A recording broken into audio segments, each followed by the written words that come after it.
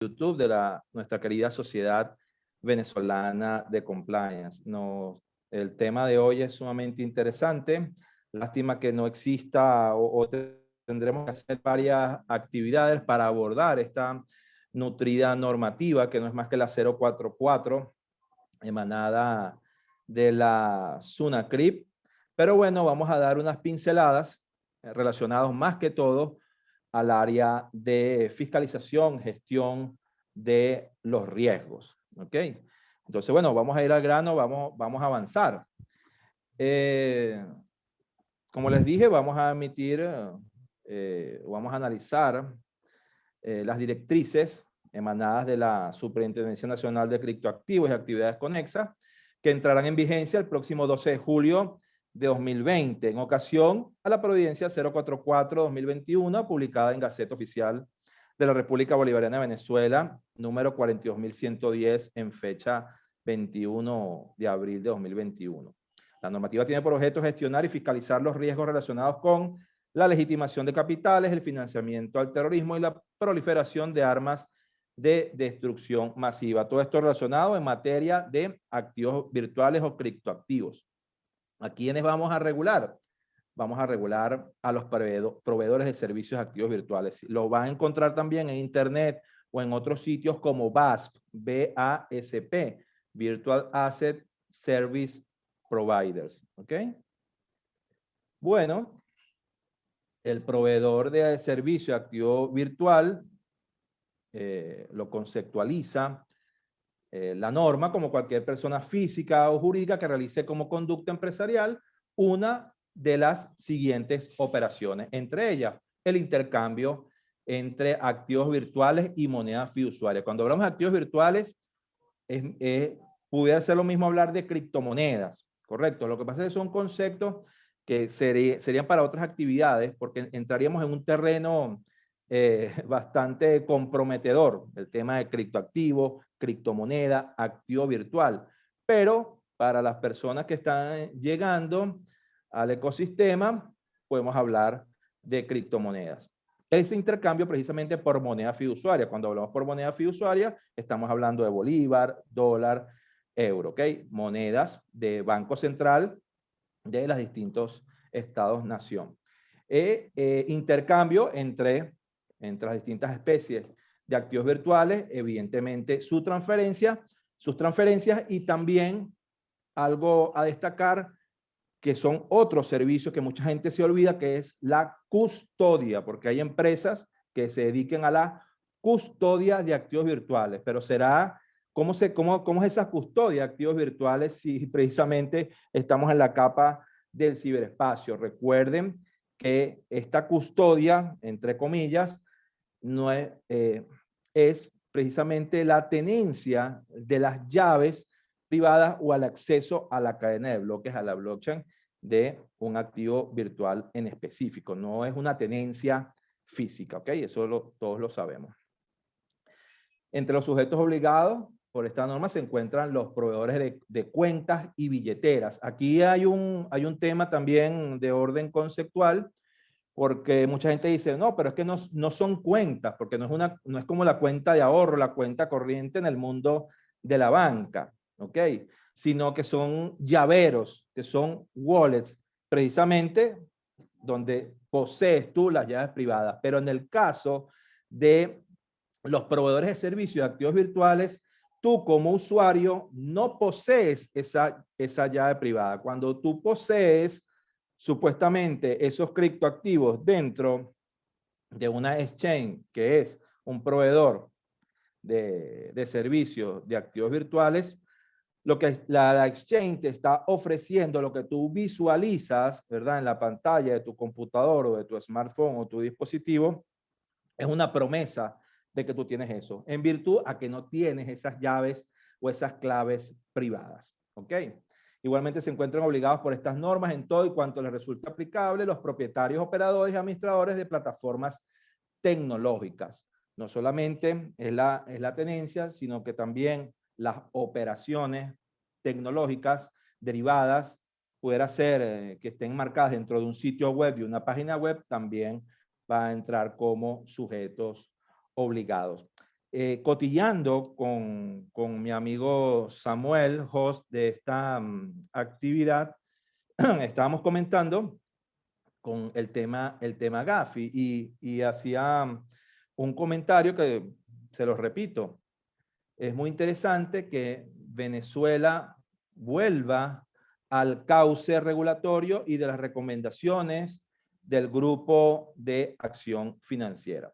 Evidentemente que todo lo transversaliza la política, no podemos alejarnos de la política, pero desde el punto de vista objetivo, jurídico, particularmente, celebro que Venezuela, con la emisión de estas nuevas providencias que ha hecho referencia el maestro Samuel Acuña, que Venezuela retorne otra vez a la senda, al camino de estas recomendaciones de la Gafi. Más adelante vamos a hacer algunos comentarios relacionados con esto, en razón a que si ya un sujeto obligado está al día o en el cauce, repito, de las recomendaciones, ya existe está emparentada pues la regulación y estaríamos en un terreno, teorizando por supuesto, en que podrías operar en un país, en una jurisdicción específica. Eso lo trataremos de explicar un poquito más adelante. Cuando existan diferencias significativas entre leyes, regulaciones y normas, medidas de prevención de legitimación de capitales, financiamiento y al terrorismo, que aplican dichas plataformas tecnológicas conforme a la jurisdicción de origen y las leyes, regulaciones y normas y medidas venezolanas, sus propietarios, operadores y administradores deben implementar las medidas que se establezcan en la actual Providencia 044, pero hay que agregar aquellas contenidas en las normas de su jurisdicción de origen, es decir, de una jurisdicción extranjera. Y termina pues este artículo donde dice que la que resulte más estricta que la exigida por la República Bolivariana de Venezuela también se aplicará.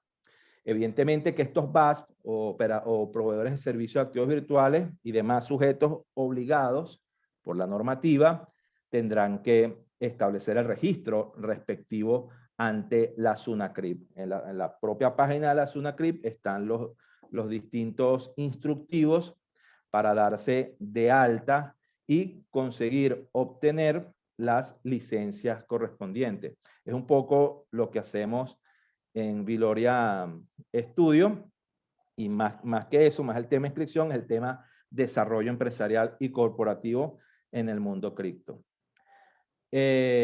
Cada proveedor de activo virtual, y entramos ya en materia de riesgos, tiene que implementar, establecer un sistema integral de administración de riesgo, que lo vamos a llamar a partir de ahora el CIAR, ¿no? Evidentemente tiene que fijar un presupuesto para dicha actividad. Y bueno, en el caso, porque es nuevo, porque recuerden que el sector de activos virtuales es nuevo, sí lo podemos ver en otros sectores, pero es nuevo el tema de la designación de un compliance officer, ¿okay? Designar un oficial de cumplimiento que debe aprobar las políticas y controles internos para contrarrestar los potenciales delitos. Esta administración integral de riesgo, que lo vamos a llamar CIAR, obliga pues a los sujetos, a los entes, a formular, adoptar, implementar y desarrollar este sistema integral de administración de riesgo.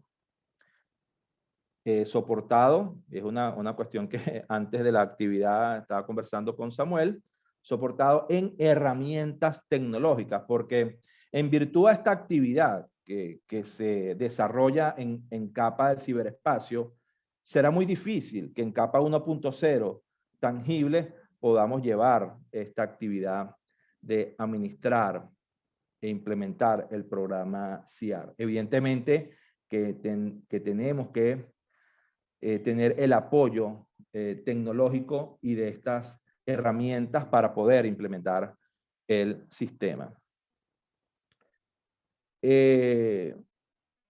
Por supuesto que la capacitación es sumamente importante a los empleados de los sujetos obligados para la identificación de los riesgos en razón a la legitimación de capitales, financiamiento del terrorismo.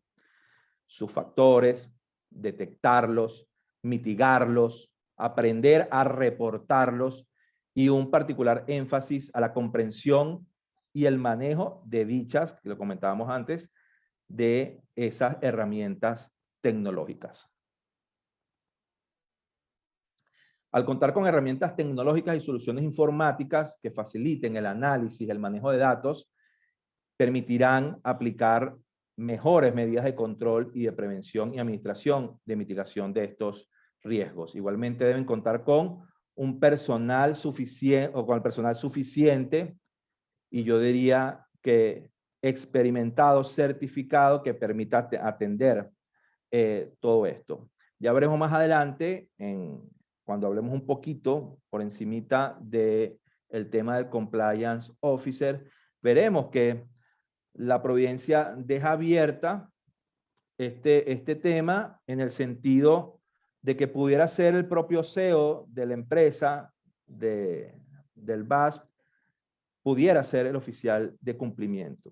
En opinión particular, yo creo que es demasiada actividad y esto tiene que decantarse definitivamente por la contratación de firmas especializadas al respecto. Mantener un enfoque de prevención y control basado en el riesgo que incluya políticas, normas, métodos y controles internos, matrices de riesgo, sistemas de monitoreo, así como planes operativos, los cuales deben cumplir y ajustarse. Para eso precisamente está la normativa y para eso los profesionales en la materia adquieren sus certificaciones. Las mejores prácticas y estándares internacionales constituyen pautas y referencias que se deben tener en cuenta para fortalecer el sistema de administración de riesgo en el ecosistema de activos virtuales. Tenemos el ejemplo aquí de la ISO 31000. Hablemos de riesgos altos. En la Providencia, lo que pasa es que no se los traje por completo porque es demasiado. Evidentemente hay una tipología de los riesgos, pero podemos hablar de los riesgos de factor alto. El sujeto obligado aplicará factores o categorías relevantes que deben ser consideradas de alto riesgo, sin perjuicio de los que adicionalmente puedan incluirse y calificarse en esta categoría, de acuerdo con los métodos de calificación de riesgo propios de cada sujeto obligado, conforme lo instruya una autoridad con competencia en la materia. Clientes y actividades económicas de alto riesgo. Vamos a hacer un breve resumen de esto.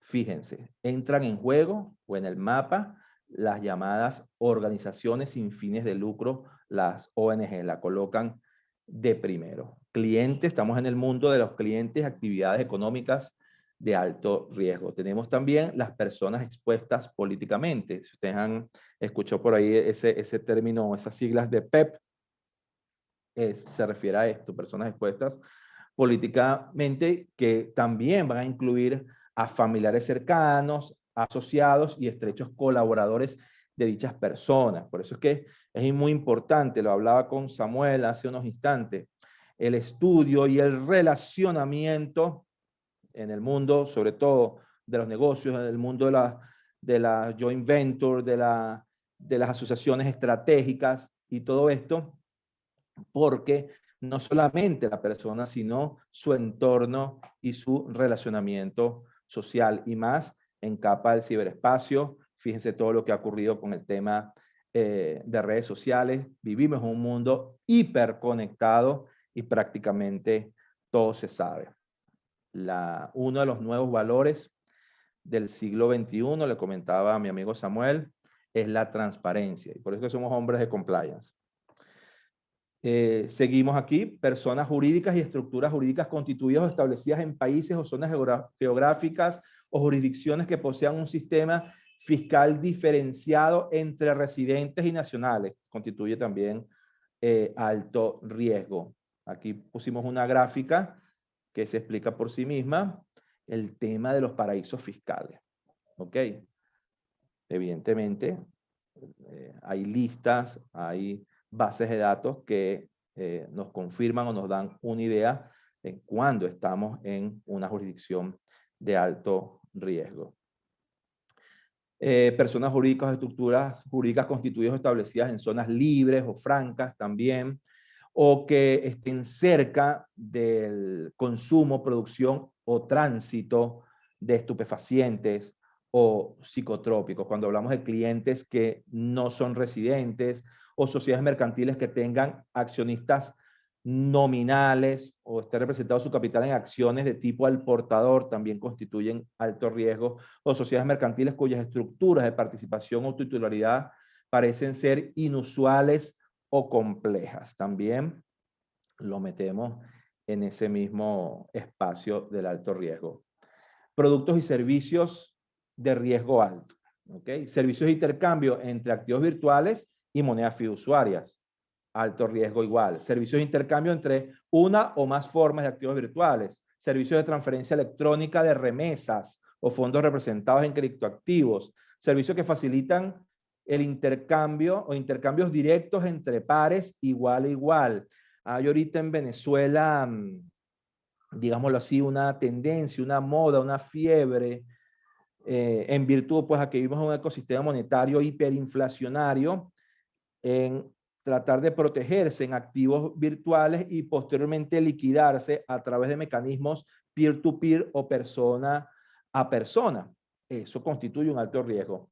Yo como operario les digo que cuando uno entra a una interfaz en una exchange y va a realizar una operación P2P, te sale un módulo especial donde te dice cuáles son las normativas, que esto es una actividad de alto riesgo y bueno, usted la acepta, la asume y pasa a la interfaz P2P. Pero en el compliance o dentro pues del ecosistema de la exchange, de ese BAS, ya te notifica de que usted está entrando en un terreno de alto riesgo. Igualito igual la custodia y el servicio de administración de criptoactivos, de instrumentos virtuales, que permiten precisamente el control de los mismos, participación y prestación de servicios financieros relacionados con la emisión, oferta y venta de activos virtuales, porque también está la actividad de la emisión de token, emisión de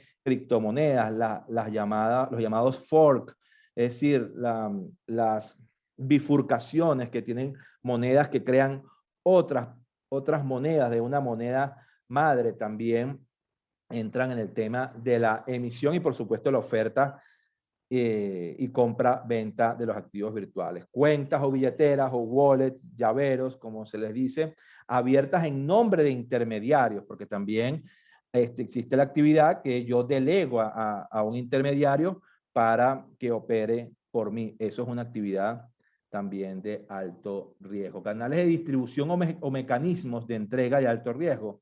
Tenemos las operaciones virtuales por internet que conllevan a negocios o transacciones que no son efectuados cara a cara, face to face, sino en capa del ciberespacio y no implican la presencia física de las partes. Bueno, ya eso es difícil verlo, ¿ok? En Venezuela pues, sí podemos verlo porque hay intercambio de repente con billete fiduciario dólar, pero como estamos en el mundo de los activos virtuales, eso no ocurre. En un foro, en una actividad que tuve con unos amigos en Argentina, ellos llaman a esta actividad o el lugar donde hacen esta actividad, la llaman cuevas.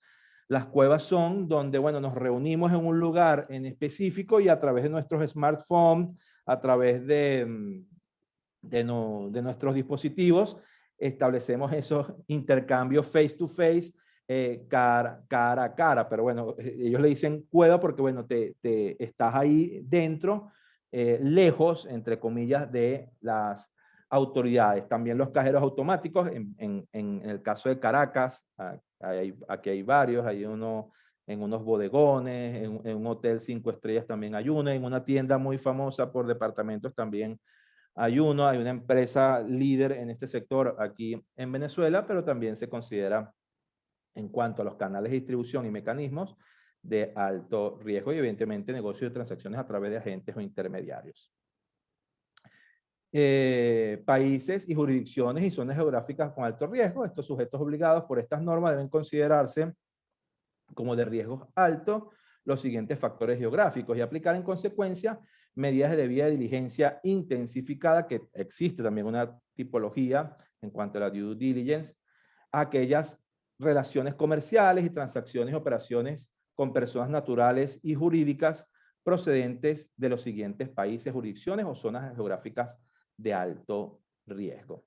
Esta pauta la va a llevar el Grupo de Acción Financiera y se apoya mucho en el tema de los informes de seguimiento, los informes de evaluación mutua, son como algunos de los parámetros, los parámetros más importantes para detectar o visualizar el tema de zonas geográficas, de zonas geográficas y jurisdicciones identificadas como de alto riesgo. Países, zonas geográficas y jurisdicciones identificadas por la Organización de Naciones Unidas de alta incidencia en la producción, tráfico y consumo de drogas ilícitas y el tráfico de personas. Países y zonas geográficas y jurisdicciones señalados por fuentes creíbles como poseedores de niveles significativos de percepción relacionados con el fenómeno del crimen organizado. Países y zonas geográficas y jurisdicciones identificadas por los sujetos obligados de acuerdo con su experiencia, por el historial de transacciones monitoreadas por los reportes de organismos especializados en la lucha contra la delincuencia organizada, también entrarán dentro de ese paquete. Y evidentemente los tipos de activo o el tipo de activo virtual involucrado. Esto me parece a mí de lo más importante, porque este riesgo de legitimación de capitales, financiamiento al terrorismo, inherente a los criptoactivos resulta incrementado en los casos de activos virtuales cuyas características y tecnologías asociadas conllevan a la exposición de anonimizadores del protocolo de Internet. Más adelante, ahí yo les preparé 3 casos especiales de relevancia, casos prácticos y casos de la vida real, donde está el tema de la anonimización del IP o de protocolo de Internet, pero también tenemos otros elementos tecnológicos como pudieran ser las wallets o billeteras o llaveros o monederos que realizan el llamado coin join o el llamado mezclador. Más o menos para ejemplificar esto de manera más sencilla, imagínense que cada uno de los participantes, creo que aquí hay 31 participantes, cada uno tiene un billete vamos a suponer de $20 cada uno. Y yo agarro un sombrero, como yo soy calvo, utilizo mucho sombrero, ¿verdad? Para protegerme del sol. Y entonces metemos en mi sombrero, cada uno de los 31 participantes, su billete de 20. Y yo lo que hago, bueno, bato el sombrero, ¿correcto? Y cada quien saca un billete de 20, pero nadie supo o nadie sabe cuál billete de 20 es. Tendría que, bueno, tendríamos que tener unos parámetros de haber tomado nota de los cereales y todo eso, pero no se realizó. Entonces, esa mezcla transaccional evidentemente genera una alerta, una red flag indicator en la cual si una persona que utiliza este tipo de tecnología, evidentemente quiere o su deseo o su intención es desviar, pues, o tratar de burlar el sistema transparente y el deber ser. Entonces genera este tipo de alerta y evidentemente que ese relacionamiento con ese ente, con esa entidad, con esa persona que utilice este tipo de mecanismos, como lo puede ser CoinJoin, como lo puede ser el Whirlpool, como puede ser el mixing o las transacciones de privacidad, va a generar precisamente esa reacción. ¿Ok? Aquí les tengo estos casos reales, ¿ok?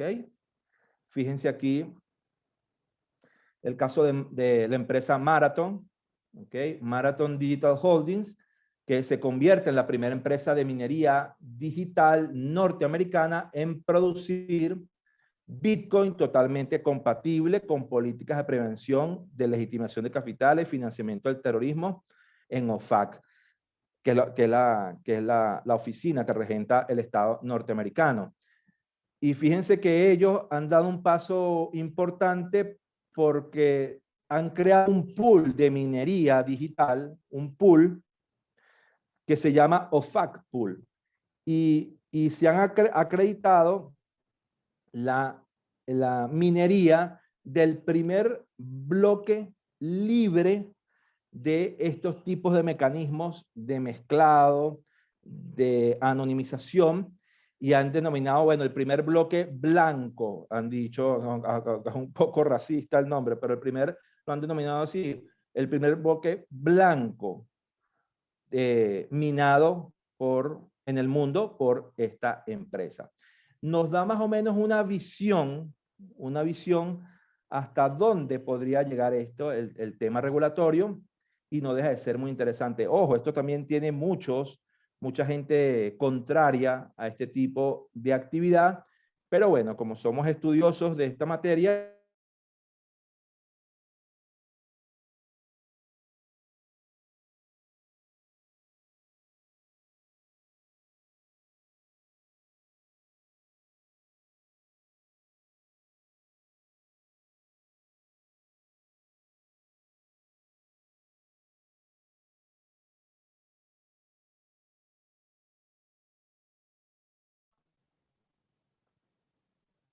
ajá, volvimos.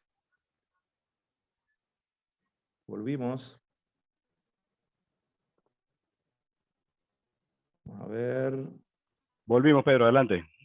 Prosiga. Ah, ok, perfecto. Ah, ok, vamos a compartir por aquí. Tuvimos un problemita. Bueno, pero esto siempre ocurre en las actividades en vivo. Chévere. Seguimos por acá. Ah, bueno, este es el primer caso del de Marathon Holdings.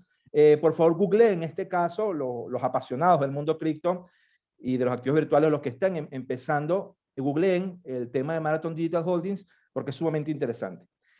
Otro caso, y aquí le puse que no es cripto, este caso no es cripto, pero sirve mucho a los efectos del análisis de la normativa, ¿ok? Que es el caso RTM y de los trabajadores de la salud, también transversalizado por la política venezolana, pero es interesante su análisis.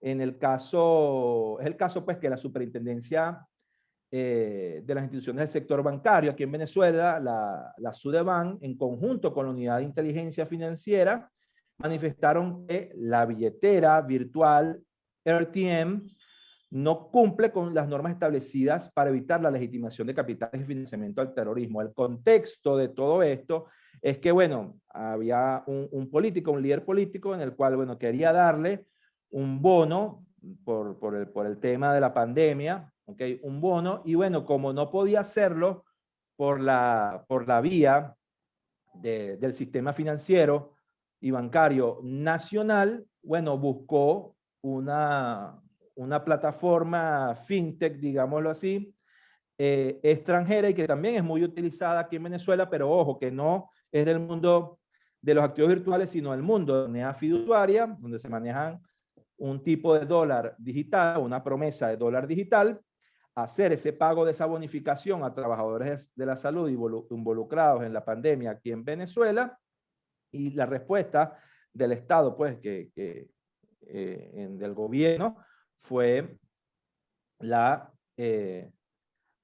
prohibición, ¿ok?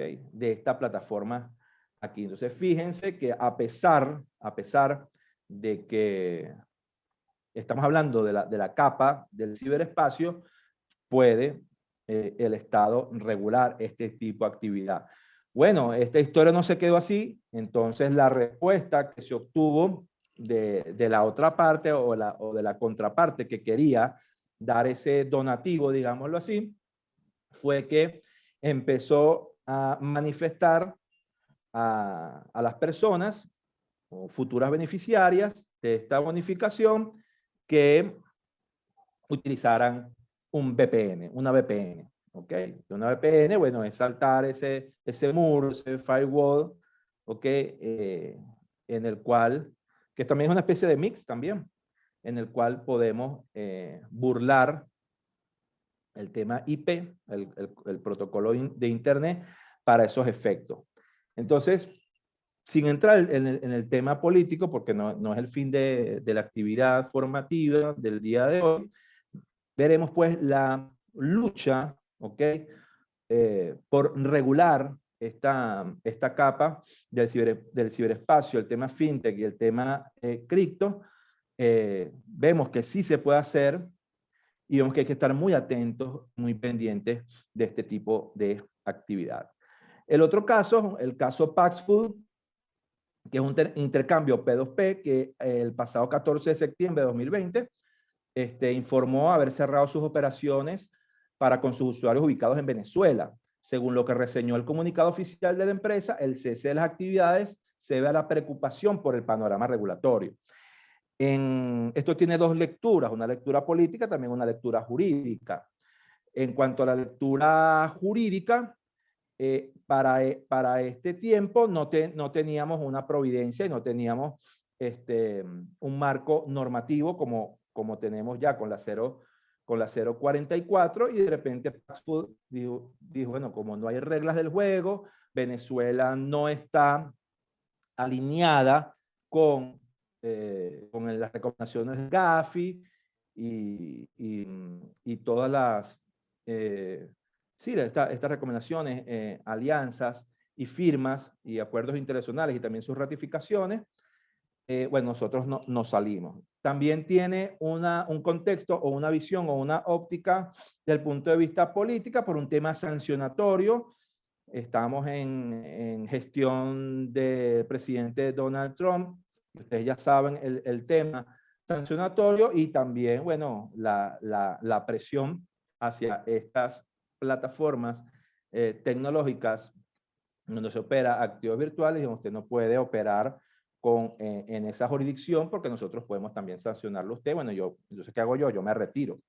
¿Ok? Entonces son casos de análisis que ustedes lo pueden googlear, hay bastante información al respecto.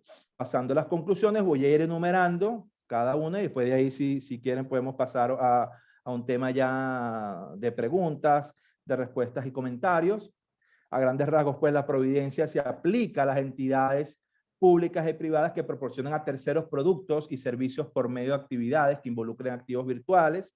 La normativa se aplicará a quienes operen con activos virtuales o desde el territorio venezolano. No solo se aplica a empresas venezolanas, ojo con esto, no solamente se aplica a empresas venezolanas, se va a aplicar también a empresas extranjeras que tomen a Venezuela para su actividad, que sean proveedores de servicios activos virtuales y que tendrán que alinearse con la 044. Pero como dijimos anteriormente, creo que yo no es un factor tan preocupante, porque si una empresa tiene su compliance alineado con el grupo de acción financiera y las recomendaciones, de repente más bien el cumplimiento normativo de esa empresa es de mayor rigurosidad a la que tiene Venezuela y evidentemente podrá operar acá. Sin embargo, bueno, hay que ponerle un ojo a esto, hay que seguir monitoreando toda esta situación y que será muy interesante y todavía mucho que hablar.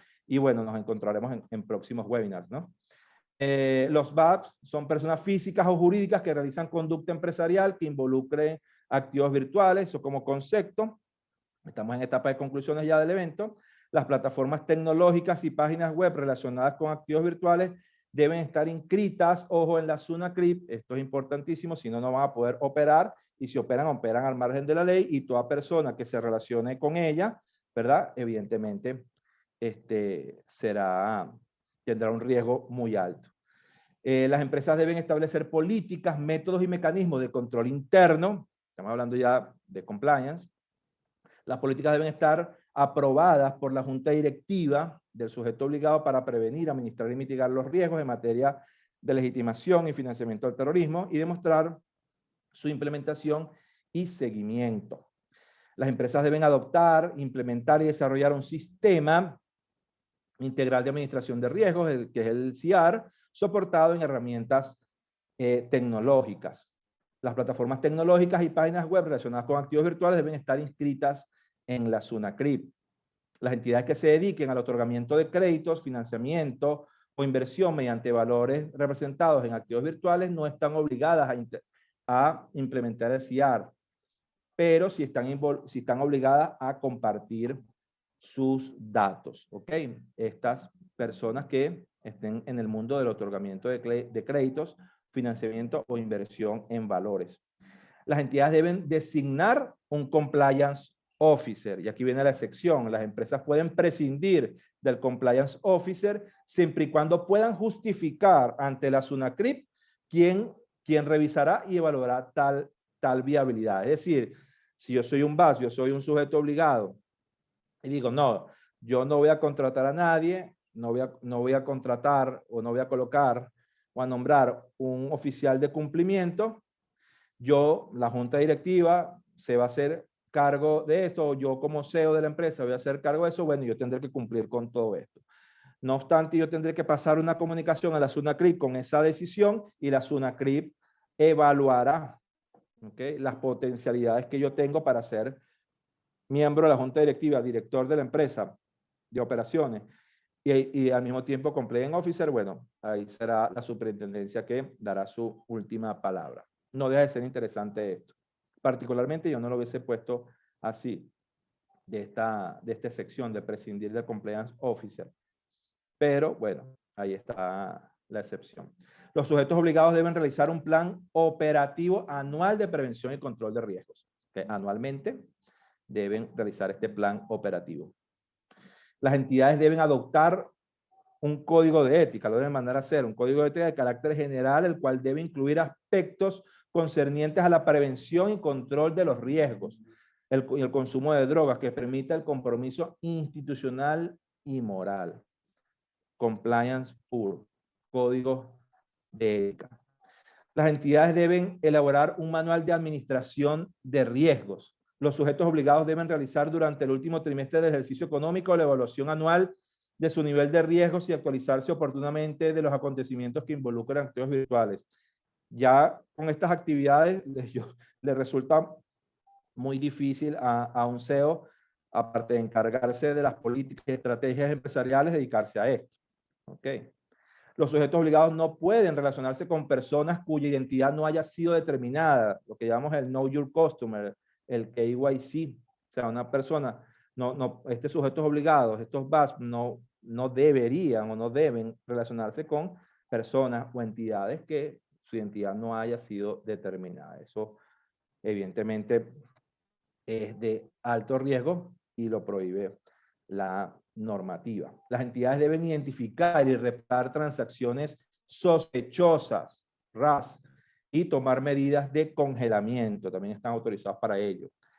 Los sujetos obligados también deben conservar en forma física y digital durante un periodo mínimo de 5 años la información, registros y soportes de las operaciones, así como las relaciones de negocio de los clientes y los usuarios.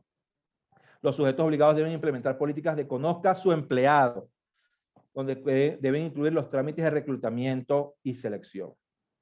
Los sujetos obligados deben implementar un programa anual de capacitación ajustado a los perfiles operacionales. ¿Quién va a dar esa capacitación? Las firmas debidamente certificadas y con conocimiento de la materia. Queda prohibido que los sujetos obligados presten servicios, utilicen anonimizadores, ya lo hablamos, mezcladores, volteadores del protocolo de Internet y que tienen como fin la reducción de la transparencia de las operaciones. Las entidades deben contar con auditorías independientes con el objeto de comprobar el nivel de cumplimiento de las normativas vigentes. Los sujetos obligados deben remitir a la SUNACRIP información relacionada con las transferencias que involucran activos virtuales por montos iguales o superiores a los establecidos. Regla del viaje. En la 044, normativa que estamos analizando, por grosso modo, tu censo, el día de hoy estamos hablando de 1.000 euros, ¿no? Los sujetos obligados podrán condicionar cuentas iguales cuando exista la presunción razonable de legitimación de capitales y financiamiento al terrorismo. Aquí les dejo abreviaturas y significados más que todo, esto se va a replicar en nuestro canal de YouTube de la Sociedad Venezolana de Compliance y de igual manera las redes sociales, bueno, para que puedan darle capture a esto o copiarlo, ¿ok? Las abreviaturas de significado, de vía diligencia y todo esto, ¿ok? Aquí están estos 3 cuadros interesantes. Bueno, muchas gracias. Pueden seguirnos en nuestras redes sociales. Está mi móvil. Quedo de la mano del maestro Samuel Acuña y de la audiencia si alguien quiere participar. Vale, gracias, Pedro. Gracias por tu participación. La verdad es que, como dicen los comentarios, todo fue muy claro. Tu capacidad de síntesis, la Y verdad que tenemos la la admiro. pregunta y la dejamos para más adelante. Sí, tu capacidad de síntesis la admiro porque esta normativa, la verdad que es amplia. Yo en conversaciones he dicho que parece que tenían varias circulares y varias providencias pendientes y bueno, las metieron todas aquí, ¿no? Pero bueno, no, creo que el fin justifica los medios y bueno, nosotros desde la Sociedad Venezolana de Compliance aplaudimos la entrada en vigencia de esta normativa. Es un paso sumamente importante. Va de acuerdo a la tonalidad de las otras normativas, ¿ok? Obviamente con sus respectivas especificaciones y especialidades, porque es una área muy, la área criptoactivo tiene unas particularidades muy significativas y difieren muchísimo, por ejemplo, de su primo sector valores. Y bueno, necesita pues de una normativa que efectivamente trate pues de crear un sistema de prevención general y que sea efectivo, ¿no? Que sea eficaz, que a la final es lo más importante. Yo antes de comenzar al ciclo de preguntas, sí quería hacerle una acotación, ¿no? Del análisis de todas estas providencias se observa fácilmente ese ciclo de Deming, ¿no? El ciclo de Deming que nosotros vemos cuando analizamos desde el punto de vista teórico los sistemas de compliance de las instituciones, ¿no? Un ciclo que comienza con una observación de las actividades que hacen, determinación de los riesgos a los cuales están expuestos las organizaciones, determinar el responsable de esas actividades que engloban esos riesgos, la implementación de controles y de sistemas, en este caso de monitoreo de transacciones, implementación, revisión y nuevamente vuelve el sistema de DEMI a aplicarse, ¿no? También es importante, Pedro, yo sostengo también de que esa excepción a la, a la existencia de un oficial de cumplimiento tiene que ser aplicado de una forma bien excepcional, porque como todos sabemos, pues uno de los pilares fundamentales de los sistemas de administración de los programas de prevención de legitimación de capitales es la existencia de una persona que efectivamente esté dedicada a la función de cumplimiento, ¿no? Que esté constantemente pendiente de esos indicadores, de esas red flag que aparezcan en las transacciones, que esté actualizado, que esté y que tenga conocimientos especiales en el área de legitimación de capitales, ¿no? De anti-legitimación de capitales. Entonces, esta excepción que establece la normativa debe ser aplicada de una forma pero muy restrictiva, porque entonces le quitaría el nivel de eficacia a la normativa, ¿no? Y hay otra cosa para terminar y que también lo hemos visto, y es que todas estas providencias administrativas que han publicado los órganos rectores, pues adolecen tienen una falla pues ahí, que es que no tienen ese canal de alerta, ese canal ético que todas las instituciones deberían de tener a los efectos de prevenir la comisión de los delitos de legitimación de capitales, financiamiento de terrorismo et al, ¿no? Porque lo otro es muy larga. Entonces yo creo que debería de evaluarse más adelante de que sea incorporado como sí lo tiene la providencia, la 083, creo que es la 083 si no me equivoco, del área bancaria, que se establece dentro de los sujetos obligados un canal ético, un canal de alerta, un canal de denuncia, como lo quieran llamar, ¿no? Y que es también un elemento principal e importante dentro de los sistemas de cumplimiento, porque ya, como todos sabemos, pues esto efectivamente es un sistema de compliance que tiene sus particularidades, que entra dentro del segmento del compliance normativo y que tiene que aplicarse en forma general estos principios que rigen los sistemas de compliance corporativo a grosso modo. Entonces, bueno, por aquí tenemos varias preguntas. Aquí tenemos varias preguntas. A ver, Alexander Marcano, saludos. Pedro, dice Alexander que si una empresa adquiere criptomonedas y no está registrado en la SUNACRIP, aquí, okay, ¿qué sanciones puede recibir?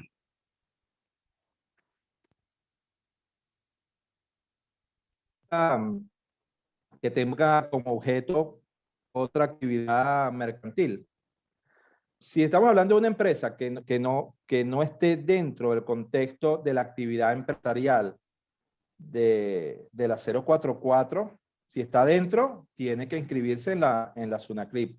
Si está fuera, lo hace a través de repente representante de finanzas, de repente su CTO, su SFO.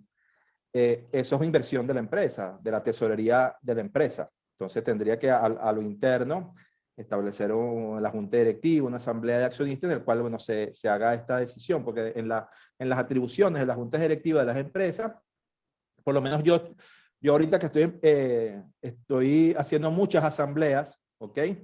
Siempre le pongo en las atribuciones de la junta directiva no solamente la inversión en valores, que era la coletilla que se colocaba antes, sino también la inversión en criptoactivos de conformidad con las providencias y la normativa legal relacionada con el Sistema Nacional de Criptoactivos de Venezuela, el ecosistema Petro y todo eso, pues para dar cumplimiento. Entonces, ahí sí, repito, si estás en la actividad, tu objeto es la actividad BASP, evidentemente tienes que registrarte. Ahora, si eres una empresa, ejemplo, no sé, una empresa de confección de ropa, lo que sea, pero que quiere invertir en criptoactivos, lo puede hacer. Tendría que hacer una asamblea para colocar eso ahí, esa nueva atribución, y bueno, realizar la inversión respecto. El reto de esto, creo que podría venir los tiros porque se ha anunciado mucho una reforma del Código de Comercio, ¿ok? Y también leyes de economía digital y todo esto será muy nutrido este año. El año que viene prometo muchos webinars dentro de la sociedad venezolana de compliance. El reto sería que si yo puedo constituir una empresa con criptoactivos, es decir, que yo aporte capital, que en este caso el Código de Comercio es en bolívares, ¿no? Si yo lo puedo aportar en Bitcoin o en el criptoactivo nacional o en otro activo virtual. Eso sería muy interesante y ojalá a los legisladores no se les escape todo esto. Sí, Pedro, hay una aclaratoria, Lucas Martín sí hace una aclaratoria con respecto al plan de formación de registrado de la UNDOF, ¿no? El RUF. Cuando comenzamos la exposición y hablamos del perfil de Pedro, pues se estableció de que Pedro forma parte de la primera, ¿okay? Del primer corte del Programa Nacional de Criptoactivo de Venezuela, que estuvo la supervisión de la Superintendencia Nacional de Criptoactivos y otras actividades, y que, bueno, es una persona que fue formada dentro de la misma institución y que tiene los conocimientos en cuanto a esta área tan especial, ¿no? De criptoactivos que muy pocas personas dominan y que Pedro la conjuga en una forma muy coherente, ¿no? Bueno, creo que ante todo existe un interés de crear cultura compliance, ante todo existe un interés por parte de la sociedad venezolana de compliance, de tocar algunos puntos que otras personas no tocan, ¿verdad? Y de una forma gratuita, ¿no? Sin cobrar nada al respecto. Entonces, más bien estamos nosotros desde nuestra palestra, pues ayudando, ¿okay? Ayudando a esta institución, a este órgano rector, en la ampliación, pues el espectro de las tendencias de medidas de prevención de legitimación de capitales. Entonces, Pedro, pues es una persona que está validada por su órgano de control en específico, que es la SUNACRIP, para poder hablar sobre estos temas, ¿no? Hay otra pregunta de Úrsula que dice, ¿en esta regulación los operadores son solo personas jurídicas o también se entiende como operador a las personas naturales? Dice, pareciera que en la normativa lleva un punto en el que se habla de operador de manera indistinta cuando hay actividades que solo pueden desplegar personas jurídicas.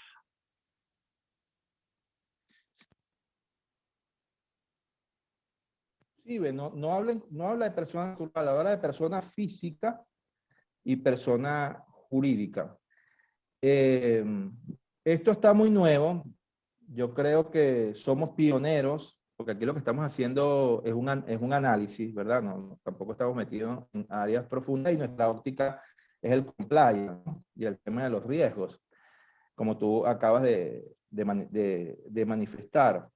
Pero dentro del ecosistema seguirán eh, eh, existiendo distintas visiones, ¿correcto? Hay gente y plataformas y firmas muy especializadas en esto. De hecho, creo que, bueno, voy a decir el nombre de la firma, una firma muy importante.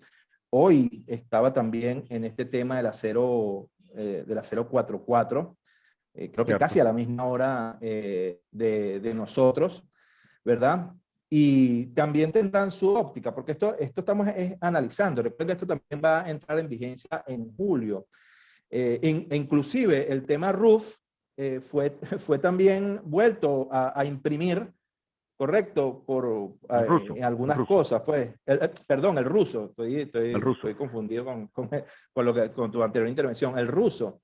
Entonces, esto también está sujeto todavía a debate. Yo, acoplándome con la norma, entiendo que son personas naturales y también personas jurídicas dedicadas al servicio o proveedores de servicio de activos virtuales, porque también está el tema de intercambio, pero también está el tema custodia. Entonces yo teorizando aquí, yo puedo tener una firma personal bajo el esquema vetusto del Código de Comercio, una firma personal dedicada a Samuel, donde nos genera custodia, solamente custodia de llaves privadas de activos virtuales, nada más, eso. Entonces eso me pondría en el entorno, pues en el ecosistema de la 044. Claro, estamos hablando de una personería en particular, pero individualmente yo podría tener un servicio parecido. Esto también tendré que evaluar la dinámica e implementación de la normativa, y como yo siempre digo, el mundo de los hechos, de lo fáctico, marcará la pauta en todo esto. Sí, gracias, Pedro. Hay una pregunta de Beatriz con respecto a las firmas de auditoría, ¿no? Los profesionales independientes. Bueno, que si deben estar inscritos en la SUNACRIP, ¿no? Hay algunas normativas, por ejemplo, ayer estuve chequeando la del sector seguros, la del sector seguro, fíjate que establece la necesidad de que los auditores de cumplimiento, ¿no? Independiente, terceros independientes, tenga que estar registrado dentro de la SUDESEC, al igual que la SUNAVAL. También tiene esa normativa interna, al igual que el área bancaria, ¿no? El área de la SUNACRIP deja como que abierto esa posibilidad. Pedro, ¿qué Hay, uno, opinión hay, unos, nos hay, tienes unos tú al respecto? lineamientos, hay unos lineamientos emanados de la superintendencia relacionados con aspectos contables y de auditoría, ¿ok? Que se le dio un lapso al Colegio de Contadores de Venezuela para establecer, pues a través de actividades conjuntas, el rumbo a seguir relacionados con esto. No soy del área contable, pero sí hay una normativa. Yo recomiendo visitar la página de la SUNACRIP, ahí está la Gaceta, ¿ok? Donde y hay una, pasa que no me llega el nombre ahorita, hay una personalidad muy importante, el contador público muy bueno, que está dedicado al tema de activos virtuales. Si me llega a la mente te lo digo ahora, pero pueden averiguar a través de la página de la SUNACRIP estos lineamientos, ¿ok? De la superintendencia en cuanto a esta temática. Yo creo que ya el Colegio de Contadores se ha pronunciado en relación a esto y bueno, ahorita con la nueva actividad de la nueva Asamblea Nacional, estoy casi seguro que se legislará al respecto. Sí, ok. Bueno, ya para terminar, no sé si habrá otra pregunta con Podemos respecto a cerrar con el este tema punto. de los tokens no fungibles que me Ah, ok, preguntaste. cierto, Cerrar con eso. ciertamente, ciertamente. Sí. Sí, bueno, el tema de los tokens no fungibles es interesantísimo, pero bueno, estamos cortos de tiempo. Pero yo le comentaba, inclusive en tu oficina, ¿te acuerdas que bueno, las tertulias de nosotros son bastante interesantes? Hablamos de esto, bueno, que la delincuencia organizada también entra en el mundo del arte, pues para legitimar capitales. Entonces, a través del token no fungible y de este token el RS721, ¿ok? Que no es el otro RC20 que tú lo puedes canjear uno por uno, sino que estos son de distinta naturaleza, es decir, no son intercambiables, son más bien coleccionables y que el mundo artístico los ha adoptado. Para mí es una vida. Estuve en un foro ahorita, en un webinar internacional de una firma reconocida en los Estados Unidos que solamente está, imagínate tú el grado de especialización de este tema de los activos virtuales, que nada más se está dedicando a non-fungible tokens, a NFT. Nada más a eso. Imagínate tú, que eso ya ellos consideran que es un mundo, es un universo. Las empresas grandes, pues, del mundo del espectáculo y artístico, por ejemplo, este tema de los fanáticos de Star Wars, la Guerra de las Galaxias, Star Wars que lo controla a Disney, ha sacado coleccionables de todos los muñecos y animaciones de esta saga fílmica. La National Basketball Association, la NBA y la NBA está sacando también sus NFT. Y claro está, como dice uno de mis maestros, la delincuencia organizada va a buscar a los mejores, los que estén versados en esto para realizar pues las llamadas entre comillas, inversiones en este mundo, ¿no?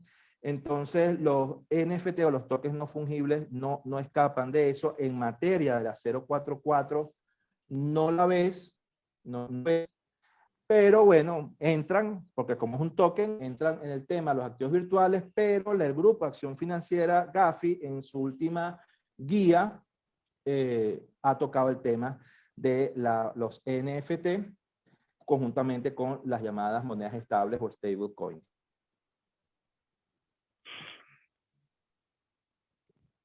Vale, Pedro, bueno, Pedro, muchas gracias, la verdad, gracias a todas las personas Gracias a ti. que han participado en este evento. El mismo va a quedar colgado dentro del canal de YouTube de la Sociedad Venezolana de Compliance. Próximamente vamos a hacer otros eventos con unos invitados internacionales, en este caso con el doctor Luis Montes, que va a analizar la última reforma del Código Penal Integral ecuatoriano donde se incluyó una normativa un poco parca, ¿no? De la responsabilidad penal de personas jurídicas y que, bueno, hay que apoyar este evento porque, bueno, Luis es abogado venezolano que se fue para Ecuador hace 5 años y ha dado mucho que hablar desde el punto de vista profesional. Y bueno, lo vamos a traer acá a la Sociedad Venezolana de Compliance para que él comparta con nosotros su experiencia, lo que ha sucedido en Ecuador, lo que está pasando y cómo ven ellos allá el área de la responsabilidad penal de las personas jurídicas. Entonces, bueno, de esta forma, pues vamos a dar concluido esta actividad. Gracias a todos por su participación, por su asistencia y los esperamos en un próximo webinar especializado en la gran área del compliance. Buenas noches.